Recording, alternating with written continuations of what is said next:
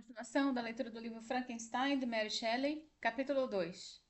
Quando eu alcancei a idade de 17 anos, meus pais resolveram que eu deveria me tornar estudante na Universidade de Ingolstadt. É uma cidade no sul da Alemanha, às margens do rio Danúbio e Schutter, a 72 quilômetros ao norte de Munique, 48 quilômetros ao sul de Regensburg.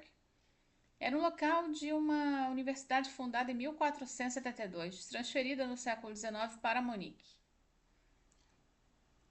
Até então, eu frequentava as escolas de Genebra, mas meu pai cria ser necessário para que a minha educação se completasse que eu tomasse conhecimento de costumes outros, além dos do meu país natal. A data da minha partida, portanto, foi logo estabelecida, mas antes que o dia determinado chegasse, o primeiro infortúnio da minha vida ocorreu. Um presságio, por assim dizer, da minha desdita futura. Elizabeth contraíra a febre escarlatina, doença infecciosa bacteriana que gera febre, dor de garganta e cabeça, linfonodos inchados e uma erupção cutânea vermelha característica. Era virtualmente intratável antes do desenvolvimento dos antibióticos do século XX. Então, durante seu confinamento, muitas discussões haviam sido travadas para persuadir minha mãe a abster-se de vê-la. A princípio, ela cedera às nossas investidas, mas quando ouviu que a sua favorita estava se recuperando, não foi mais capaz de privar-se da companhia dela e entrou no aposento da doente, bem antes que o perigo da infecção tivesse passado. Então, as consequências dessa imprudência foram fatais. No terceiro dia, minha mãe estava adoentada, sua febre foi muito maligna e as expressões dos seus cuidadores, prognosticavam o pior. No seu leito de morte, a fortaleza e a benignidade dessa mulher admirável não a abandonaram. Ela deu as mãos a Elizabeth e a mim. Meus filhos, disse ela, minhas esperanças mais firmes da felicidade futura foram colocadas na perspectiva da união de vocês. Esta expectativa será agora o consolo do seu pai. Elizabeth, meu amor, você precisa ocupar meu lugar para os seus primos mais novos. Ai de mim! Lamento ser levada de vocês, e feliz e amada como fui, como é difícil deixar a todos vocês. Mas esses pensamentos não me convêm. Esforçar-me-ei para me resignar à morte com alegria, e me entregarei à esperança de encontrá-los em outro mundo. Ela morreu calmamente, e seu semblante expressava afeição, mesmo na morte. Não preciso descrever os sentimentos daqueles cujos laços mais caros são rasgados por este mais irreparável dos males. O vazio que se apresenta à alma e o desespero que se expõe no semblante. Leva um tempo até que a mente consiga se persuadir de que aquela que víamos todos os dias e cuja existência mesmo parecia uma parte da nossa possa ter partido para sempre, que o brilho de um olhar amado possa ter se extinguido e o som de uma voz tão familiar e querida ao ouvido possa ser silenciado para nunca mais ser ouvido. Essas são as reflexões dos primeiros dias, mas quando o decurso do tempo comprova a realidade do mal, aí é que a verdadeira amargura do luto começa. Entretanto, de quem essa mão rude não atracou algum laço querido? E por que deveria eu descrever uma tristeza que todos já sentiram e devem sentir? Chega por fim um tempo em que o luto é antes uma indulgência que uma necessidade, e o sorriso que brinca nos lábios, embora possa ser considerado um sacrilégio, não é banido. Então minha mãe estava morta, mas ainda tínhamos deveres a cumprir. Tínhamos de seguir nosso curso com o resto e aprender a crer-nos afortunados, enquanto resta alguém que a espoliadora não capturou. Minha viagem para Ingolstadt, que fora adiada por esses acontecimentos, foi novamente decidida. Então obtive do meu pai um intervalo de algumas semanas.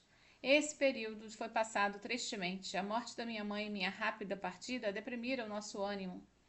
Mas Elizabeth se empenhou em renovar o espírito de alegria da nossa pequena sociedade. Desde a morte da tia, a mente dela adquiria nova firmeza e vigor. Ela se decidiu a cumprir seus deveres com a maior exatidão e sentiu que recaíra sobre si o mais imperativo deles, tornar o tio e os primos felizes. Ela me consolava, divertia o tio, instruía meus irmãos, e nunca a vi tão encantadora quanto nessa época, quando ela estava sempre se esforçando para contribuir com a felicidade dos outros. inteiramente esquecida de si mesma. O dia da minha partida finalmente chegou. Eu me despedira de todos os meus amigos, exceto Clerval, que passou a última noite conosco. Ele lamentou amargamente que não pudesse me acompanhar, mas não era possível persuadir seu pai, que pretendia que ele se tornasse seu parceiro nos negócios, e separar-se dele em conformidade com a sua teoria favorita de que o aprendizado era supérfluo no comércio da vida comum. Então Henry tinha uma mente refinada, não tinha nenhum desejo de ficar ocioso e estava muito satisfeito de tornar-se parceiro do pai. Mas acreditava que o homem pode ser um bom comerciante e ainda assim possuir uma inteligência cultivada. Ficamos com ele até tarde, ouvindo os seus lamentos e fazendo muitos pequenos planos para o futuro. Na manhã seguinte parti cedo. Lágrimas jorraram dos olhos de Elizabeth. Elas provinham em parte da tristeza com a minha partida e em parte porque ela refletia que a mesma jornada deveria ter ocorrido meses antes, quando a bênção de uma mãe teria me acompanhado. Atirei-me no cabriolé que me levaria embora e me entreguei às mais melancólicas reflexões. Eu, que sempre estivera cercado de companhias amáveis, continuamente dedicadas a dar-se prazer mútuo, agora estava sozinho. Na universidade aonde estava indo, eu teria de fazer meus próprios amigos e ser meu próprio protetor. Minha vida fora até então notadamente isolada e doméstica, e isso me dera uma invencível aversão a novos semblantes. Eu amava meus irmãos, Elizabeth e Clerval, que eram velhos rostos conhecidos, mas me acreditava absolutamente inapto para a companhia de desconhecidos. Eram essas as minhas reflexões quando comecei a viagem. Mas à medida que eu prosseguia, meu ânimo e minhas esperanças se elevaram. Eu desejava ardentemente a aquisição de conhecimento. Muitas vezes, quando eu em casa pensava ser difícil permanecer durante a juventude preso a um lugar e ansiava entrar no mundo e assumir minha posição entre outros seres humanos, agora meus desejos se cumpriam, então teria sido realmente uma tolice lamentar. Tive ócio suficiente para essas e muitas outras reflexões durante o trajeto até Ingolstadt, que era longo e fatigante. Finalmente, o elevado campanário branco da cidade alcançou meus olhos. Desci e fui conduzido ao meu apartamento solitário para passar a noite como desejasse. Na manhã seguinte, entreguei minhas cartas de apresentação e fiz visitas a alguns dos principais professores. Entre outros, o Premper, professor de filosofia natural. Ele me recebeu com educação e fez várias perguntas concernentes ao meu progresso, dos diferentes ramos da ciência próprios à filosofia natural. Mencionei com medo e tremor. É verdade, os únicos autores sobre esses temas que eu já lera? O professor me fitou. Você realmente, disse ele, perdeu seu tempo estudando esse besteirol? Respondi afirmativamente. Cada minuto, prosseguiu Mr. Crampton, com um entusiasmo, cada instante que você desperdiçou com esses livros foi completa e absolutamente perdido. Você sobrecarregou a sua memória com sistemas superados e nomes inúteis. Santo Deus! Em que ilha deserta você viveu, onde ninguém teve a gentileza de lhe informar que esses devaneios que absorveu com tanta avidez são velhos de 1000 anos e tão bolorentos quanto antigos. Por isso, eu não esperava encontrar nessa época esclarecida e científica um discípulo de Alberto Magno e Paracelso. Meu caro senhor, terá de começar os seus estudos inteiramente do zero. Dizendo isso, ele se afastou e escreveu uma lista de vários livros que tratam de filosofia natural que desejava que eu obtivesse e dispensou-me. Depois de mencionar que no começo da próxima semana ele pretendia dar início a um curso sobre filosofia natural em suas relações gerais, e que Mrs. Walden, um colega professor, daria aula de química nos dias alternados aos dele. Voltei para casa não desapontado, pois há muito considerava inúteis os autores que o professor tão fortemente condenara, mas não me sentia inclinado a estudar os livros que adquirira por sua recomendação. Mr. Crampton era um homenzinho atarracado, com a voz áspera e semblante repulsivo. O professor, portanto, não me predispunha a favorecer a doutrina. Além disso, eu tinha desprezo pelos fins da filosofia natural moderna. Era muito diferente quando os mestres da ciência buscavam imortalidade e poder. Tais aspirações, embora fúteis, eram grandiosas, mas agora o cenário havia mudado. A ambição do investigador parecia limitar-se à aniquilação das aspirações que eram o principal fundamento do meu interesse pelas ciências.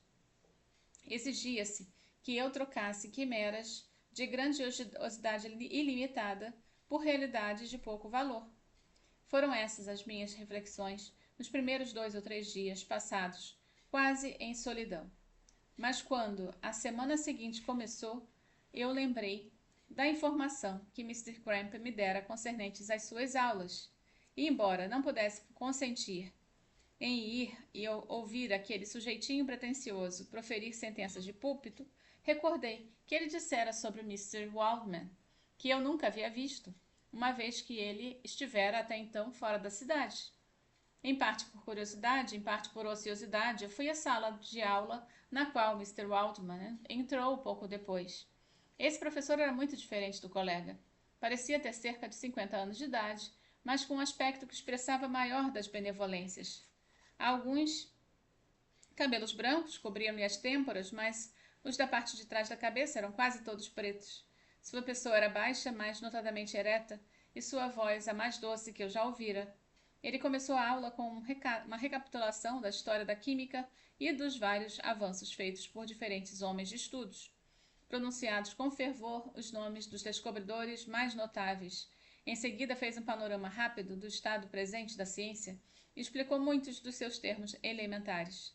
Depois de fazer alguns experimentos preparatórios, concluiu que o panegírico, a química moderna, cujos termos jamais esquecerei.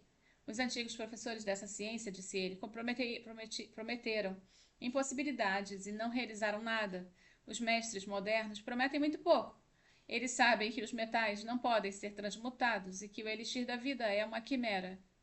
Mas esses filósofos, cujas mãos parecem ter sido feitas para resolver a sujeira e os olhos para deitar no microscópio ou no cadinho, de fato realizaram milagres.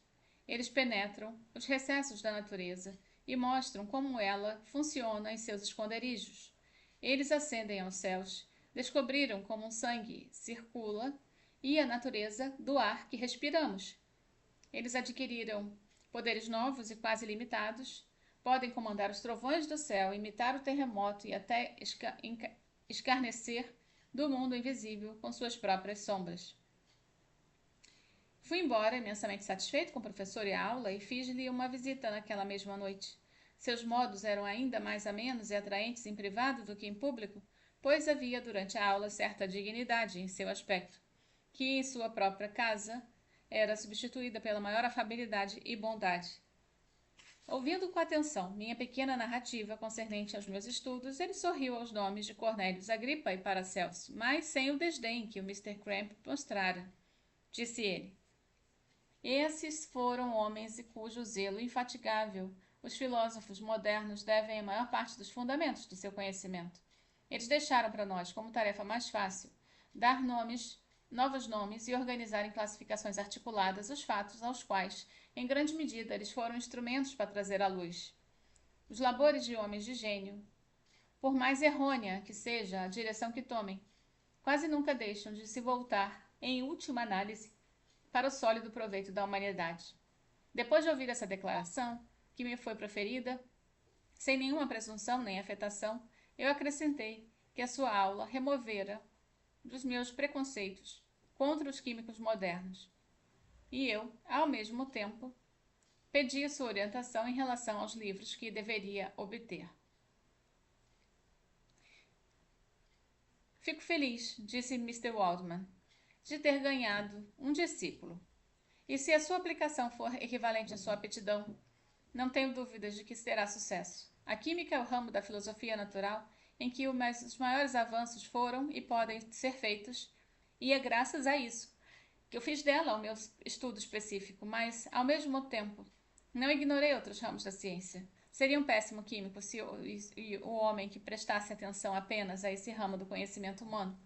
Se o seu desejo é realmente tornar-se um homem de ciência, e não apenas um experimentalista significante, eu o aconselharia a aplicar-se a todos os ramos da filosofia natural, inclusive a matemática. Em seguida, ele me levou ao laboratório e me explicou os propósitos das várias máquinas, instruindo-me quanto ao que eu deveria obter e prometendo-me que poderia usar as suas quando tivesse alcançado a ciência o suficiente para não estragar os mecanismos delas. Também me deu a lista de livros que eu pedira e fui embora. Assim terminou um dia memorável para mim. Ele decidiu o meu destino futuro.